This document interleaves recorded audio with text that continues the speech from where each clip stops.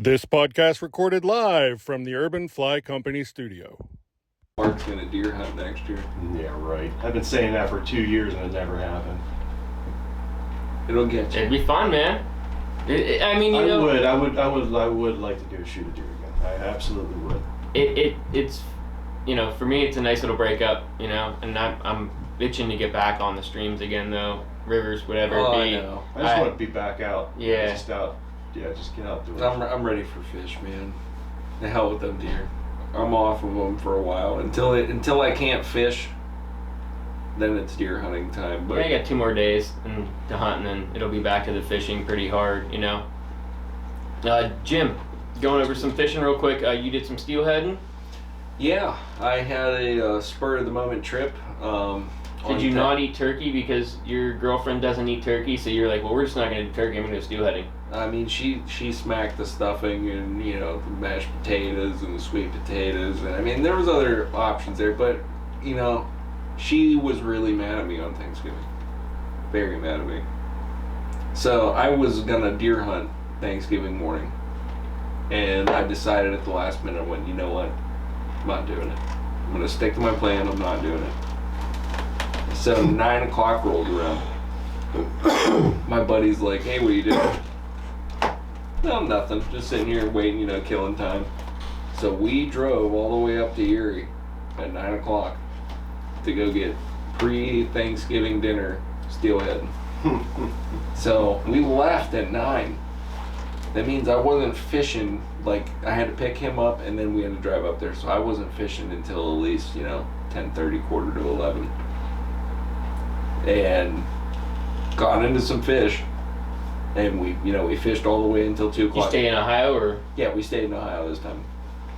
But I had to be back home at 2:30. So I was already up there fishing, catching fish, and I looked at my watch, and I'm trying to get my buddy a fish. He hasn't caught a steelhead up to this point. I took him last year on Thanksgiving, and it's kind of like a little tradition now with him because he talks so much smack on where I take him. He's like, there's no fish in here. And I caught a bunch of fish, and he's just like, you planted those there. Those fish don't exist. This river's broken. Yeah. So he hooked one fish. He hooked a really, really big male. I mean a really big male. I bet you that fish was probably pushing every bit of 31, 32. That was a big fish. I mean, just big, broad. I mean, you could tell it was a male. Just had a big hook chin up underneath him. And it ran him under a log and broke him off. And he didn't get another fish the rest of the day. Clear? Very clear. Is he it, or was he doing? He was just fishing with a spin rod. Yeah. like with a spinner or with swinging a spinner up there? Ha ha A little ha. clear though, like that. Yeah. Yeah, so You the get problem up is a little bit, yeah.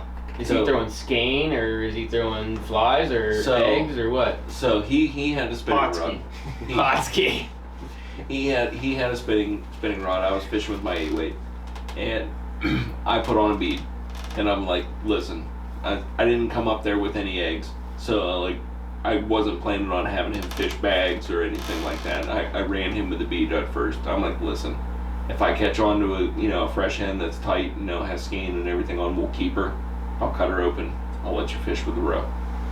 So And then throw the fish in the ditch? he doesn't fish. He doesn't know what the hell I was talking about, Jay. I'm telling him like, how you'll fish with the rope. He's just like, yeah, okay, yeah, all right, cool, yeah. So he's just drifting this bobber. He wears prescription glasses. Okay, he doesn't wear sunglasses, so he can't see the fish that I can see because I got the polarized glasses on. Sure. So we're standing over this little stretch of this river, and I'm looking at this pot of fish. There has to be 30 fish in this pond. And, it's just it's the black cloud of steelhead just moving all around. And he's like, yeah, there's no fish in here. I'm like, dude, they're right there. They're literally, that one just kissed your boot. It's right there next to it. If you look 6 inches off the bank, there's a fish right there because it just drops right off. From where we were at, it's just a deep cutout that comes through this little boulder field. So, I mean, in the middle of that run, it's probably every bit of 5 feet deep.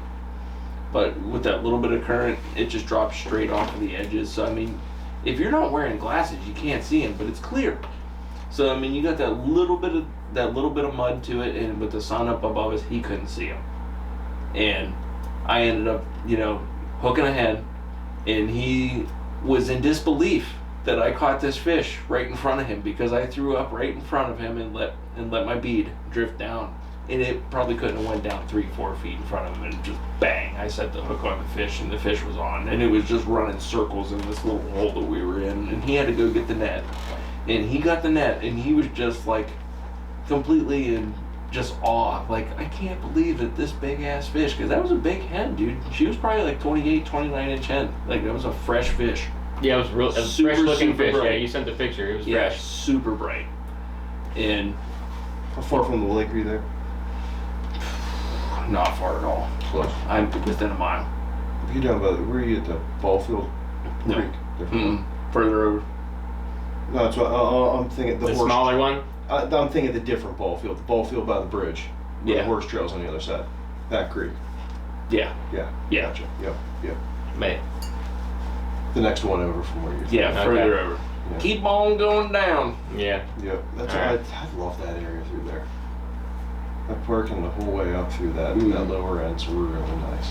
Yeah, it's nice. You get up in there. There's certain areas where, you could tell this is city, and you run into like a lot of garbage and a lot of trash and stuff. You get up into that though, like there's a lot of good swinging water. Mm. If you like to swing flies, ooh, that is dude, a place to do it. I mean, that's all I bounce between. I don't run an indicator. I mean, I'm not out there. I'm going to teach you You the gotta teach me ways of being a dirty nympher under an indicator. Like I do. If I'm steelhead fishing, I mean, I'll do all whatever. I like to let it, even with an indicator, you still let the damn thing swing. I'm always fishing a woolly bugger. That's what I go to a olive woolly bugger and a bead or a crystal meth fly or any of these egg patterns work just fine. I look at it this way though. Whenever I'm fishing for trout and stuff like that and steelhead, I mean, I'm running a full floating line. That's my indicator. I really don't need an indicator.